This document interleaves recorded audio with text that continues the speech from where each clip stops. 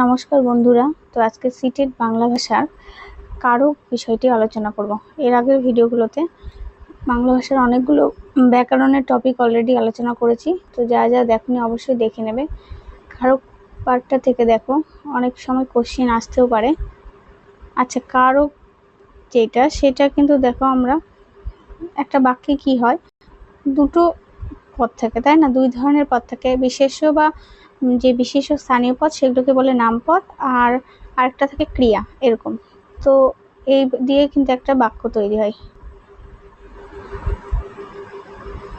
তো সেরকমই একটা এক্সাম্পল দেওয়া আছে, দেখো। মাঝরাত্রিরে খিদেতে হাবুল রান্নাঘরে হাঁড়ি থেকে চামচ দিয়ে পায়েস খাচ্ছিল। তো এই পুরো বাক্যটার মধ্যে আমরা কিন্তু এখানে কিন্তু কি কি পাচ্ছি, একটা সমাপিকা ক্রিয়াপদ পাচ্ছি, আর এর মধ্যে কিছু সম্বন্ধ আছে। হলো, এই সম্বন্ধগুলোই আমাদেরকে ভালো করে দেখতে হবে। এবার দেখো, সম্বন্ধের মধ্যে যেটা হাবুল, হাবুল কি হচ্ছিল এখানে, হাবুল যখন আমি প্রশ্নটা হবে কে, সেখানে কি পাচ্ছি, সম্বন্ধ, কর্তৃ সম্বন্ধ। তারপরে পায়েস, পায়েসটা খাচ্ছিল, সেটা পায়েসটা যখন প্রশ্ন করব কি, তখন কি, কর্ম সম্বন্ধ কি। তারপরে চামচ, চামচটা কি দিয়ে যখন প্রশ্ন করছি তখন কি পাচ্ছি, করণ সম্বন্ধ। তার মানে যখন আমরা দেখছি যে এখানে কে প্রশ্ন করছি সেখানে কর্তৃ সম্বন্ধ পাচ্ছি, যেখানে কি প্রশ্ন করছি সেখানে কর্ম সম্বন্ধ, যেখানে কি দিয়ে বা কি দ্বারা সেখানে কি পাচ্ছি, করণ সম্বন্ধ। আবার দেখো, খিদে কেন, এখানে কেন যখন প্রশ্ন করছি সেখানে নিমিত্ত সম্বন্ধ পাচ্ছি। হাঁড়ি কোথা থেকে, যখন প্রশ্ন করছি তখন পাচ্ছি অপাদান সম্বন্ধ। রান্নাঘর, সেখানে প্রশ্ন করছি কোথায়, প্রশ্ন করলে অধিকরণ সম্বন্ধ পাচ্ছি। আর মাঝরাত্রির মানে কখন প্রশ্ন করছি তখন পাচ্ছি, তখনও অধিকরণ সম্বন্ধ পাচ্ছি। অর্থাৎ আমরা একটা জিনিস আমাদের কাছে ক্লিয়ার হয়ে গেল, দেখো, যে কোনো একটা বাক্যের ক্ষেত্রে আমরা যখন কারক বলতে কি, এখানে আমরা প্রশ্ন করছি তার উত্তরগুলো যেভাবে প্রশ্নের মাধ্যমে পাচ্ছি সেইটা তার সাথে সম্বন্ধ। অর্থাৎ প্রথমে দেখো উদাহরণটা বলি, হাবুল, এখানে হাবুল দেওয়া আছে, তাহলে হাবুল একটা বিশেষ্য পদ। এই বিশেষ্য পদটা এখানে যখন আমরা প্রশ্ন করছি, হাবুলটাকে কি দিয়ে প্রশ্ন করছি, কে। তাহলে কে যখন প্রশ্ন করছি তখন সেখানে কে, এটা হাবুল, তার মানে কর্তার কথা বলছি। অর্থাৎ সেখানে তাহলে কি সম্বন্ধ পাচ্ছি, কর্তৃ সম্বন্ধে। তাহলে কর্তৃ সম্বন্ধে যদি পাই সেটাই হয়ে গেল কর্তৃ কারক। তাহলে আমাদের চিনতে হবে যে কোনটা কর্তা বলছে, কোনটা কর্ম। তাহলে যেখানে আমরা মোট কথা কারক বিষয়টা বুঝতে গেলে আমাদের এইটুকু বুঝে নিতে হবে যে যেখানে যখন প্রশ্নের হিসাবে আমরা কর্তা পাবো সেখানে কর্তৃকারক, যেখানে প্রশ্নের হিসাবে আমরা কর্ম পাবো সেটা হলো কর্মকারক। তাহলে হাবুল যখন এখানে কর্তৃ সম্বন্ধে যখন প্রশ্ন করছি যে হাবুল কে, তখন সেটা হয়ে গেল কর্তৃকারক বা কর্তৃ সম্বন্ধে এখানে পাচ্ছি। তারপরে পায়েস, পায়েস অর্থাৎ কি, তাহলে কি যদি বলি, কি বিষয়ে যখন প্রশ্ন করছি তার উত্তরে আমরা পায়েস পাচ্ছি, তাহলে পায়েস এখানে পাওয়ার জন্য কি প্রশ্ন করার জন্য, এটা একটা কর্ম বোঝাচ্ছে। যদি কর্ম সম্বন্ধে প্রশ্ন করে উত্তরটা পাই তখন সেটা কি কারক হয়ে যাবে, কর্ম কারক। তারপরে দেখো, দ্বারা দিয়ে যদি প্রশ্ন করি, কি দ্বারা, এখানে তাহলে উত্তরে পাচ্ছে চামচ, চামচ দিয়ে বা চামচ দ্বারা যখন প্রশ্ন করে উত্তর পাচ্ছি তখন সেটা হয়ে যাচ্ছে করণ কারক। তার মানে কে যদি বলি সেটা হবে কর্তৃকারক, কি মানে কি যদি প্রশ্ন করি তখন সেটা হবে কর্মকারক, আর কি দিয়ে বা দ্বারা যদি প্রশ্ন করি সেটা হবে করণ কারক। এগুলো আমরা ছোটবেলা থেকেই অনেকটাই জেনেছি, কিন্তু রিভিশনের জন্য একবার করে দেখে রাখা ভালো। এবার খিদে অর্থাৎ কোথাও যখন উদ্দেশ্য বোঝাচ্ছে সেক্ষেত্রে নিমিত্ত সম্বন্ধ পাচ্ছি। উদ্দেশ্য কারণে, কি কারণে সেটা জানতে চাইছি তখন সেখানে কি কারক হয়ে যাচ্ছে, নিমিত্ত কারক। তারপরে দেখো, যখন আমরা প্রশ্ন করব যে হাঁড়িটা মানে কি থেকে বা কোথায়, যখন থেকে মানে পায়েসটা যে নিল কোথা থেকে, সেই থেকে যখন প্রশ্নটাতে আসছে তখন সেটা হয়ে যাচ্ছে অপাদান কারক।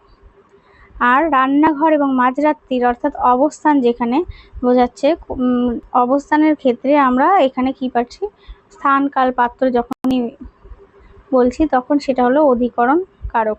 বোঝা গেল?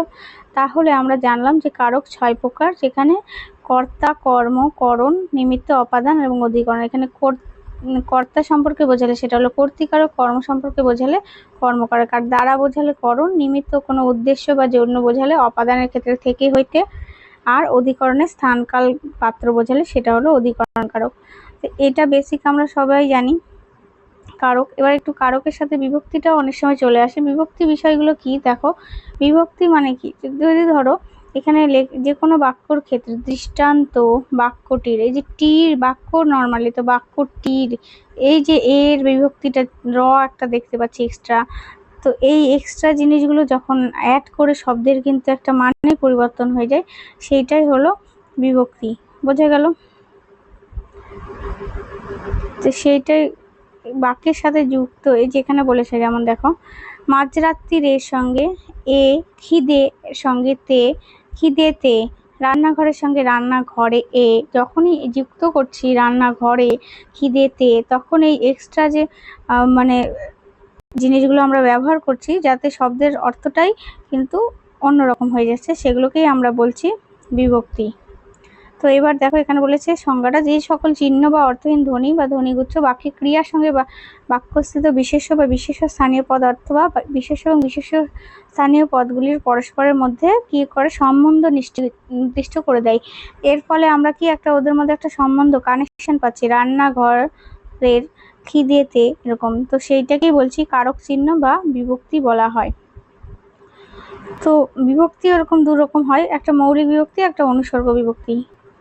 মৌলিক বিভক্তিগুলো যেগুলো মৌলিক, অর্থাৎ মানে শুধুমাত্র শব্দের সাথে যুক্ত হয়ে থাকছে, এ তে, এতে, অন্তস্থ, কে, রে, র, এগুলো। আর যদি অনুসর্গ বিভক্তি হয়, অর্থাৎ এমন কিছু শব্দ যেগুলো নিজেরাই সার্থক, যেমন দ্বারা, দ্বারা কিন্তু নিজে একটা আলাদা মানে তৈরি করবে, দিয়ে, নিমিত্ত, উদ্দেশ্য, তরে, জন্যে, লাগিয়া, বলিয়া, বলে, হইতে, থেকে, দিকে, এগুলো।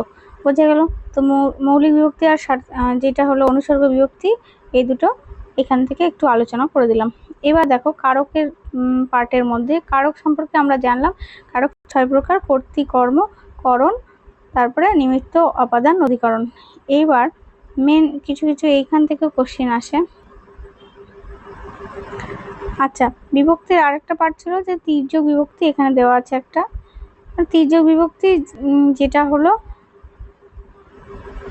মানে এখানে কি আমরা হলো যে কোনো পদকে ক্রিয়ার সঙ্গে তির্যক ভাবে উন্নীত করে, তাই জন্য তির্যক বিভক্তি। যেমন এই যে দশে মিলে করি কাজ, দশে পাঠাইব রামানুজে সমন ভবনে, এখানে তারপরে চাঁদ সাদাগার বা হাতে ফুল দিলেন, এরকম টাইপের। এবার দেখো মেনলি হলো কারকের পার্টটা থেকে যেটুকু বেসিক সেটা অলরেডি বলা হয়েছে। এবার কর্তৃকারক এগুলোর থেকে অনেক সময় কি ধরনের কোশ্চেন আসে, ডিটেলে যখন কোশ্চেন আসে তখন আমাদের এই পার্টগুলো, কনসেপ্টগুলো ক্লিয়ার করা উচিত। কর্তৃর ক্ষেত্রে কর্তার প্রকারভেদটা জানা দরকার। কর্তা কিরকম কিরকম মানে কর্তা হয়। তো দেখো কর্তৃবাচ্যের কর্তা, কর্তৃবাচ্যের কর্তা কিরকম, কর্তৃবাচ্যে কর্তাই ক্রিয়ার নিয়ন্ত্রক, এখানে ক্রিয়া কিন্তু কর্তার নিয়ন্ত্রিত, মানে কর্তাই মেন কর্তৃবাচ্যের ক্ষেত্রে। যেমন আজ বড় মামা এসেছেন, তাহলে বড় মামা এখানে কিন্তু কর্তৃবাচ্যের কর্তা। আবার প্রযোজক কর্তা, প্রযোজক মানে কি জানি আমরা, দেখি সিনেমার এগুলো প্রযোজনা করে, তাহলে প্রযোজক মানে কি, কর্তা নিজে না কাজ করে অন্যকে দিয়ে করিয়ে দেয়, মানে অ্যাসিস্ট্যান্ট রেখেছে। ধরো হেড টিচারের অনেক কাজই অ্যাসিস্ট্যান্ট টিচাররা করে দেয়। তো সেরকম প্রযোজক যারা, তারা শুধুমাত্র ইনস্ট্রাকশন দেবে এবং বাকি কাজটা তার যা অন্যকে দিয়ে করে নেবে। তাহলে অনেক সময় এই প্রযোজক কর্তা এগুলো থেকেও কোশ্চেন থাকে, তো এই কনসেপ্টগুলো ক্লিয়ার করলে সুবিধা হয়। তাহলে প্রযোজকটাই আমরা সবাই বুঝতে পারছি নামটা শুনে, যেখানে নিজে কাজ করবে না কর্তা, কিন্তু অন্যকে দিয়ে কাজ করিয়ে নেবে। মা তাকে খাইয়ে তবে বাড়ি পাঠালেন, মা তাকে খাইয়ে, এখানে কিন্তু প্রযোজককে মা। বোঝা গেল? প্রযোজ্যকর্তা, এবার প্রযোজ্যকর্তা যে ওই যে প্রযোজকের কথা শুনে কাজটা করলো, অন্যের প্রভাবে যদি কেউ কোনো কাজ সম্পন্ন করে, অন্যের প্রভাবে, যেমন রাখাল গরু চড়ায়, রাখাল হয়তো আরেকজনের মানে তার মা বলেছে বা কারোর জন্য, কিন্তু এই কাজটা কেউ বলেছে জন্য তার প্রভাবে কাজটা করছে। তাহলে প্রযোজক কর্তা হলো যে নিজে কাজটা না করে আরেকজনকে দিয়ে কাজ করাচ্ছে, আর প্রযোজ্য হলো যে ওই কাজটা করছে তার প্রভাবে। বোঝা গেল? কর্তার প্রকারভেদের মধ্যে সমধাতুজ কর্তা কি? একই ধাতু থেকে উৎপন্ন। সম কথাটা অর্থই বোঝাচ্ছে সেম, সেম ধাতু, একই ধাতু থেকে উৎপন্ন বিশেষ্য বা বিশেষণ স্থানীয় পদ যদি কর্তারূপে ব্যবহৃত হয় তখন সেটা সমধাতুজ। অর্থাৎ লেখক লেখেন, এবার লেখক লেখেন এই দুটোই কিন্তু লেখা বিষয়টা এখানে, তাহলে সেম ধাতু, কিন্তু এখানে সেম ধাতু হিসাবেও একই ধাতু থেকে এটা উৎপন্ন, মানে বিশেষ্য স্থানীয় পদ যেটা কর্তারূপে ব্যবহৃত হচ্ছে। তো একই ধাতু থেকে এটাকে জাতকর্তা বলে, এরকম টাইপের উদাহরণ হলো। সেটা কি ধরনের কর্তা? সমধাতুজ। আর ব্যতিহার কর্তা, ব্যতিহার মানে কি? একটা যদি কোনো ক্রিয়ার একাধিক কর্তা থাকে তাদের মধ্যে পারস্পরিক সম্পর্ক থাকলে একসঙ্গে ব্যতিহার, মানে অনেক কোনো ক্রিয়ারই একাধিক কর্তা। পণ্ডিতে পণ্ডিতে তর্ক করছিলেন এরকম টাইপের, ব্যতিহার কর্তা বলে পণ্ডিতে পণ্ডিতে। তারপর বাক্যাংশ কর্তা কি? যেখানে কোনো বাক্যাংশ ক্রিয়া সম্পাদন করলে, মানে বাক্যাংশ এখানে ক্রিয়ার কাজটা করছে, এখানে সেটাকে বলছি বাক্যাংশ কর্তা। এখানে গোটা বাক্যাংশটি কর্তার আচরণ, কর্তা কিন্তু সেরকম ভাবে নেই, কিন্তু বাক্যটা এমন ভাবে মানে আচরণ করছে যেন তো মনে হবে যে কর্তা প্রেজেন্ট আছে। তোমার এমন কাজ করাটা ভালো হয়নি, বুঝে গেল? আরেকটা আছে উপবাক্যীয় কর্তা। বাক্যের অন্তর্গত খণ্ডবাক্যকে উপবাক্য বলে, আমরা জানি মাঝখানে যে বাক্যটা খণ্ডবাক্য। কোনো বাক্যের অন্তর্গত উপবাক্য যদি কর্তারূপে ক্রিয়া করে, মানে এখানে উপবাক্যটাই কর্তা হিসেবে কাজ করছে, যেমন সে এভাবে চলে যাবে ভাবা যায় না, তো এখানে উপবাক্য যেটা সেটাই কিন্তু কাজ করছে কর্তারূপে। আর উহ্য কর্তা মানে কি? উহ্য যেটা বোঝা যাচ্ছে না উহ্য, কিন্তু মানে কাউকে এখানে এসো, এখানে এসো, কাউকে না কাউকে তো বলছি তুমি আসো, বা তুমি কিন্তু বললামই না, তাও বুঝতে পারলাম কর্তা হিসেবে কাজ করছে। তাহলে এখানে এসে বসে, সেখানে তুমিটা এখানে কি? উহ্য, বোঝা গেল? তারপরে বহু ক্রিয়ায় যদি এক কর্তা থাকে, বহু মানে একই কর্তার অধীনে অনেকগুলো ক্রিয়া থাকে, তখন যেমন শিশুটি কেবলই হাসছে আর খেলছে আর নাচছে আর গাইছে, মানে কতগুলো এখানে ক্রিয়া, হাসার কথা বলছে, খেলার কথা বলছে, নাচার কথা বলছে, গাওয়ার কথা বলছে, কিন্তু কর্তাকে একটাই, শিশুটি, সেটাই হলো বহু ক্রিয়ার কর্তা। আবার এক ক্রিয়ার বহু কর্তা মানে একটাই কাজ কিন্তু কর্তাগুলো অনেক, যে যুদ্ধের পরেই এলো রোগ, শোক, মহামারী, তাহলে এখানে কর্তা কিন্তু অনেক, একাধিক, আর ক্রিয়া কিন্তু একটাই, শুধুমাত্র যুদ্ধ। তারপর দেখো কর্ম আর কর্তৃবাচ্যের কর্তা। বাক্যের কর্তার অনুপস্থিতিতে কর্ম যদি কর্তার আচরণ করে, মানে এখানে হেড নেই কিন্তু হেডের কাজগুলো অ্যাসিস্ট্যান্টের উপর দায়িত্ব দিয়ে করেছে, তো সেখানে বলছে কর্ম এখানে কর্তার কাজ করছে, অর্থাৎ এখানে এখন আর বাজার বসে না। নেক্সট হলো নিরপেক্ষ কর্তা। নিরপেক্ষ মানেই বোঝা যাচ্ছে যে নিরপেক্ষ কোনো দলের, যেমন এম্পায়ার থাকে, তাহলে কি করে?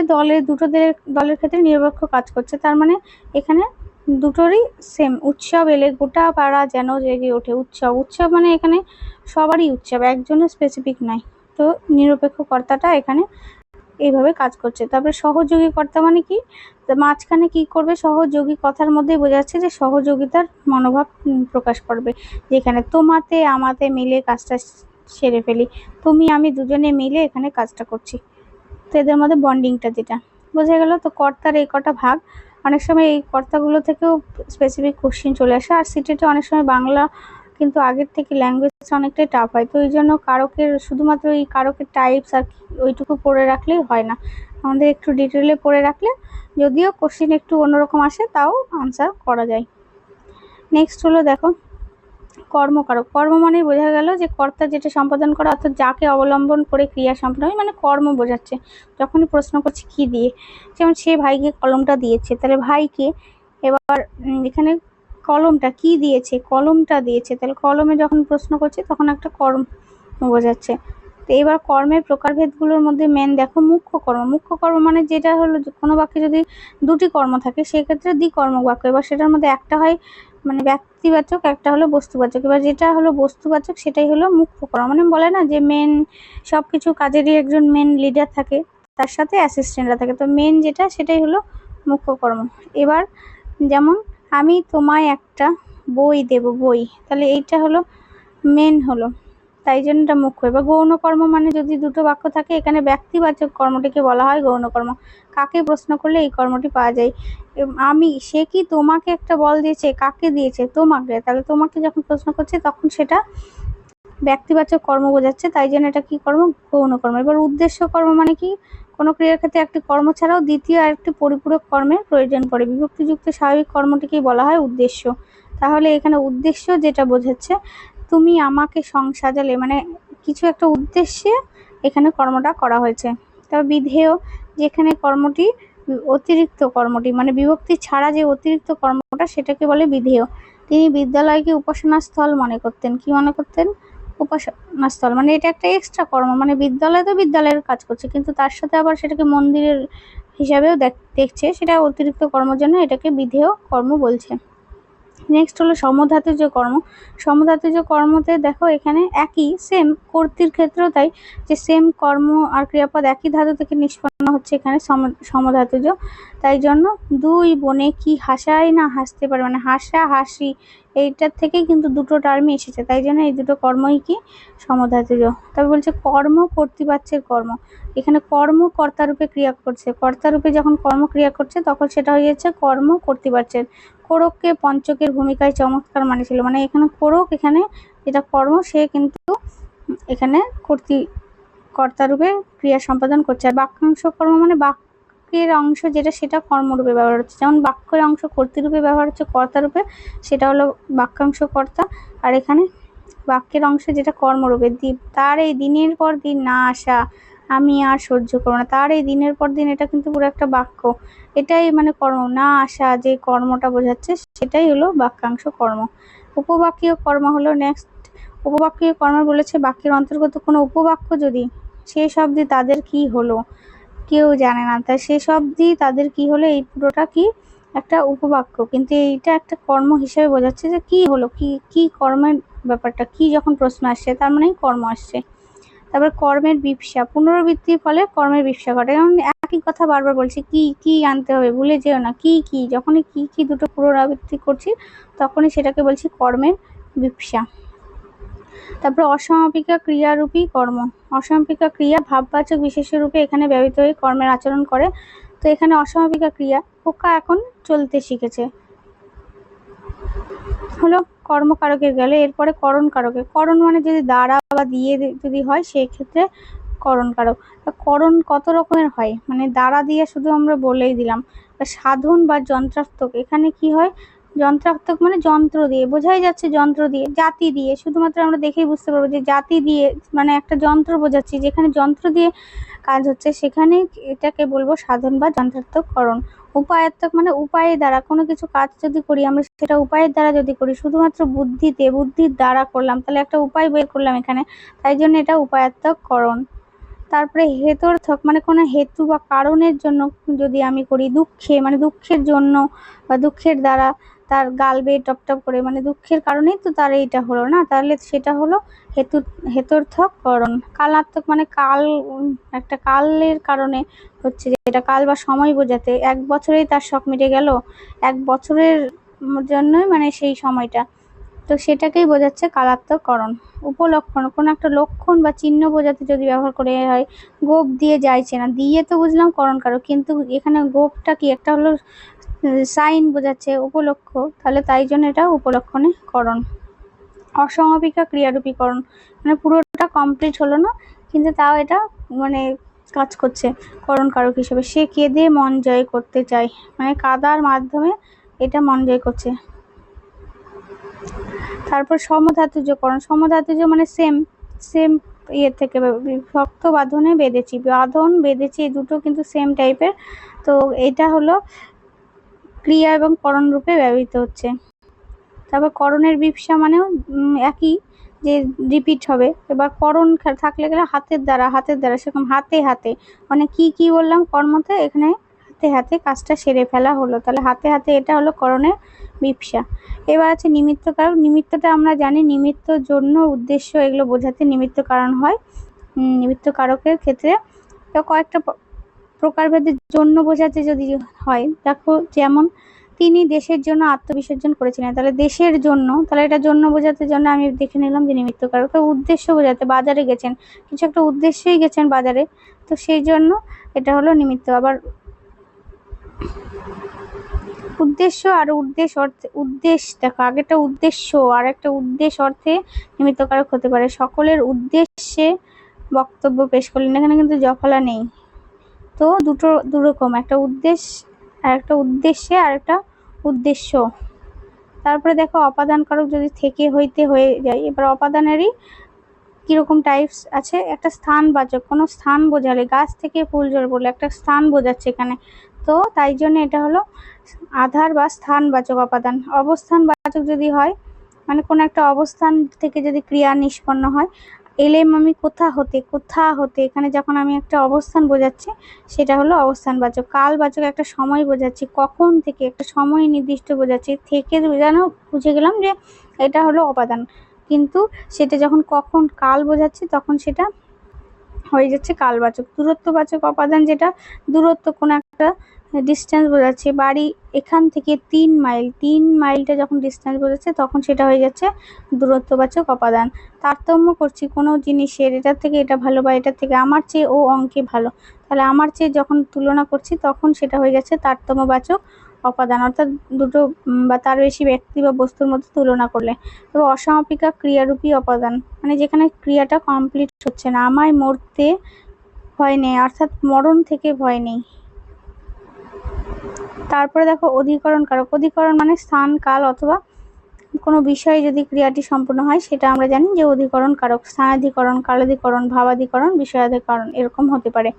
তো স্থানাধিকরণ মানে স্থান, যেটা সে এখন বিলেতে আছে, স্থানবাচক, কোথায় আছে, তখন প্রশ্ন করছি কোন স্থান বোঝাচ্ছে, বিলেত, তখন এটা কিন্তু স্থানাধিকরণ অধিকরণ হয়ে যাচ্ছে। হাটে একটা স্থান বোঝাচ্ছে, স্থানের, ফটকে গাড়ি দাঁড়িয়ে আছে। তারপরে কালাধিকরণ মানে একটা সময় বোঝাচ্ছে, রাত 10টায় আসলেন, বর্ষাকালে, এরকম টাইপের কাল বোঝাচ্ছে। ভাবাধিকরণ মানে একটা ভাব বোঝাচ্ছে, ভাববাচক, দুঃখ, সুখ এগুলো হলো ভাব, দুঃখে সে ভেঙে পড়েছে। তবে বিষয়াধিকরণ মানে বিষয় সম্পর্কে, বিষয়বাচক, ব্যাকরণে তার ধারে কাছে কেউ নেই, ব্যাকরণ একটা বিষয় বোঝাচ্ছে এরকম। তার একটা আছে হলো সম্বন্ধ পদ। সম্বন্ধ পদের ক্ষেত্রে কোনো ব্যক্তি বা বস্তু উপর অন্য কোনো বস্তু বা ব্যক্তির যদি অধিকার থাকে, মানে আমরা একটা লিঙ্ক করি না কিছু, সেক্ষেত্রে সম্বন্ধ। যেমন সাধারণ সম্বন্ধ, গঙ্গার জল, খাঁচার পাখি, মনের মানুষ, এগুলো সাধারণ। এবার কিছু অধিকার যদি হয়, পাখির একটা অধিকার আছে বাসার উপর, যক্ষের ধন, রাজার বাড়ি, অঙ্গ বা অংশ সম্পর্কে যদি কিছু হয়, বাঘের ছাল, হরিণের শিং, হাতির দাঁত। তারপরে উপাদান সম্বন্ধ, উপাদান হিসেবে তালপাতার বাঁশি, মাটির পুতুল, কাঠের ঘোড়া। জনক সম্বন্ধ, পুকুরের মাছ, যদি কোনো একটা জন্য আর জনক বোঝাচ্ছে এখানে। গাছের ফল, গাছের জন্য ফল, সমুদ্রের জন্য ঢেউ।